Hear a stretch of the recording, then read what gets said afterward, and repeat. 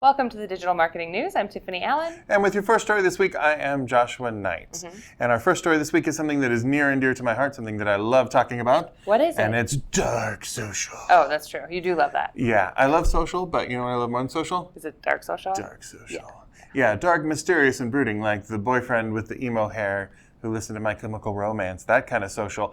Dark social refers to, of course, messaging platforms as opposed to things that people post out in public. Right. It is something that is becoming ever more popular as people discover that maybe they shouldn't share every thought and feeling they have with total strangers. Yeah. So definitely a platform that marketers should be paying attention to, and these platforms are picking up on that and making things a little easier for marketers. So there are 3 new ways, one of those traits, for brands to connect with customers on Facebook Messenger. The first is called icebreakers. Oh. And that is not where you get on the big boat and you go in the Alaskan thing and you break the ice. No. All that is an interactive frequently asked questions list. So you can pick the questions that people are asking you most frequently and then put an automated response in, and people can interact with that via Messenger. So very cool there. There is an update to the click to Messenger functionality in ads where you have more options to direct people to different apps, such as the Instagram or the Facebook from your click to Messenger. And there are some more reply options for users. So emoji are now enabled, these reactions that will enable people to talk to you without using words. Great. Which Love is excellent. But they also are allowing threaded replies, which will be super handy if you post 3 things and the customer answers no to one of them. You can actually see which one. Yeah. So kind of handy. So all these things to say that marketers should pay a little more attention to dark social, because you can see in the way that the apps themselves are catering to the marketers that it's becoming more and more popular. Fair. I like it. Let's try it. All right. Done. Message me. Oh, I won't. That's true. So in other news, Google News. Google News. Hooray. Google my business. Yes, kind of. Okay. Not really. Google somebody else's business. Exactly. Gotcha. Okay. So Google released their new speed report in Search Console. It's pretty neat. If you haven't checked it out already, one of the biggest complaints among people who have websites is that the page speed insights tool itself is not super helpful. It's minify your CSS, blah.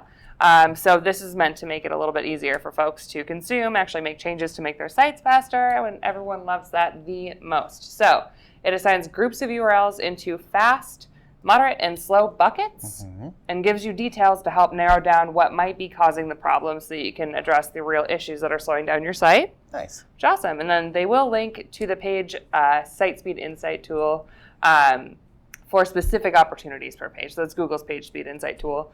We'll give you those opportunities per page. And then you can also look at the fast bucket for reasons why those pages are fast, which might give you another indication like, hey, if we add this plugin or if we do this thing, it might speed up our site, what have you. So again, as site speed becomes super duper duper important and remains super important, this is going to be a great tool to leverage. Of course, give it a shot, see how it works for you, test it against other tools, talk to your friends, coworkers, your neighborhood friendly SEO to see if those recommendations are useful. But yeah, definitely a step in the right direction from a page speed standpoint. You know what I'm missing though in that report? I want them to have the fast bucket combined with the highest bounce rate in a channel that's fast and furious. Because people got there very quickly and then they were upset that they were there. Yeah, I like the jokes that you can see coming, but you can't avoid them. You're tied to the tracks of the joke. Yep, that's great. Let's not be too hasty to write off a good pun, because according to some recent research from LinkedIn, the Ents over at #ClientLinkedIn have said that marketers might be a little bit too hasty to measure, especially when it comes to measuring ROI. Fair. So Treebeard the Ent said, that is the most deeply nerdy thing I've ever said in like 3 years of doing this news report. Anyway, just a little bit too hasty. This was a survey of 4,000 digital marketers, and they found that 77% of them are measuring their ROI in the first month of their campaign. And the only time? Right, the first measurement. But then 52% of those folks have sales cycles that are over 3 months long. So your sales cycle is 3 months long. In the first month of your marketing campaign, you're seeing how your marketing campaign contributed to sales. Now, I'm not a math major, I'm an English major, but that seems a little off to me. And they found that only 4% of folks are measuring their ROI over 6 months or longer than that. So I think definitely in B2B we have slower sales cycles. Marketers, I absolutely understand that we want to attribute correctly what we're doing to revenue. But in order to do that, we might have to be a little more patient. So when you're looking at those short-term results, you can think of that as a good way to optimize your campaign, but keep it running. And don't confuse those short-term results with your ROI. And don't forget to continue to measure, please. Yes. So important. Keep looking. If you would. Yeah. Yes. Well, that's good news. I love it when we have social media news that pertains to B2B. But I have other social media news that pertains to everybody. It could be. Yeah. Could be everybody. Could be everybody. So Instagram has new tips to improve your stories. Oh, those are those soap operas that my grandma used to watch. Correct. Yes. Definitely not that. Oh. So here are a few tips from Instagram to make your stories more effective. Number 1 is show unfiltered moments of your day, behind the scenes, unedited, sort of like maybe we could do for the news someday. Keeping it raw, keeping it real. Keeping it raw. This is the part where I make Josh check my hair. Share customer testimonials in your stories to get folks more engaged. Tell your business story. So it's kind of like the behind the scenes. What are we really trying to do? How do we get here? Feature products and services. And did you know 500 million people use stories every day? So it's time to maybe get on board with using those and, using them in a way that's going to drive more impact for your business. I bristle just a little bit because I'm still struggling to understand why I would do this thing and what's it for. Right. But I think for brands, it is worth paying attention because while I don't ever create stories, I do look at the ones from brands. So even if this is not something you do in your personal life, it might be worth seeing if your audience is checking them out. Yeah, we're all stories in the end. Right. Just make it a good one. Yes. That is the second most nerdy thing we've ever said on the... Maybe. If you're getting these references, please send a detailed response to them to TopRank Marketing at gmail.com. Yeah, sure. We don't have access to that account at all, but it'll make you feel better. It's all about feelings. It is all about... No, what it is all about is customer experience. Segue. Wow, that was a good one. So there was a recent survey from Dun & Bradstreet and Adweek working together in concert, and it was a B2B marketing customer experience survey. So kind of a small sample set here, but an extremely relevant one for marketers like us. This was B2B marketing managers and executives, 255 of them. That extra 5 was the most important The part. last 5 were crucial, yes. Yeah. But they said that 80% of respondents said delivering consistent customer experience is very important. 20% of them will be looking for work by the end of the year. I feel 90% said that B2B organizations need to focus on experience as much as B2C does. Again, one of those things you would think is obvious, but may seem counterintuitive for folks who are like, but B2B is about product and feature. Business. And, people use their business brains. Yes. Guess who doesn't have a business brain? Everybody. Tell everyone. Yeah, nobody. Nobody has a business brain. We just have the one brain, right? That's fair. But so given that people understand that this is a necessity, only 38% are saying that their customer experience is above or well above the competition.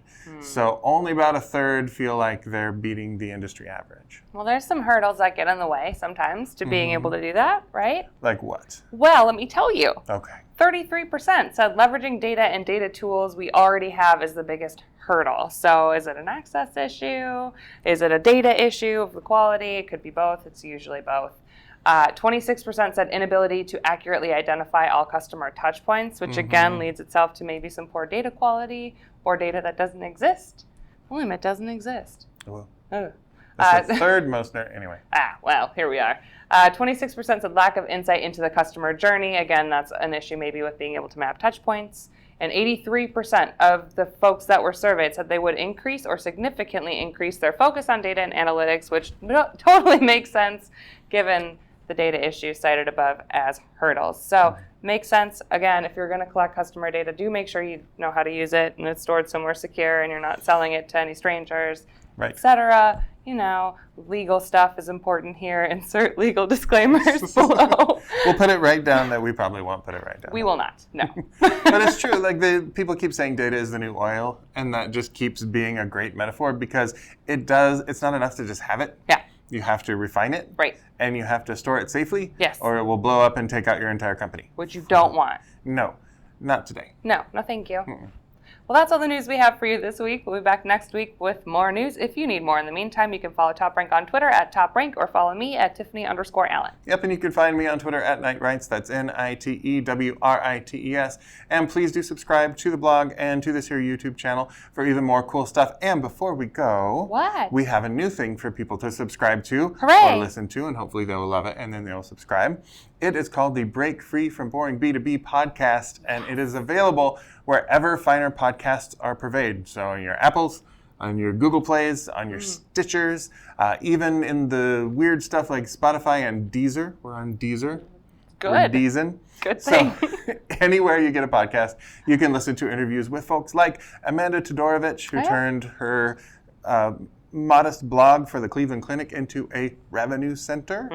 Amazing. Amisha Gandhi, who is working for a tiny mom and pop boutique known as SAP, also known as Fortune 50 billions of dollar corporation. So fascinating interviews with fascinating people done by the incredibly fascinating president of TopRank Marketing, Susan Mishkanis. So tune into those if you like as well, and we will see you next time. Bye.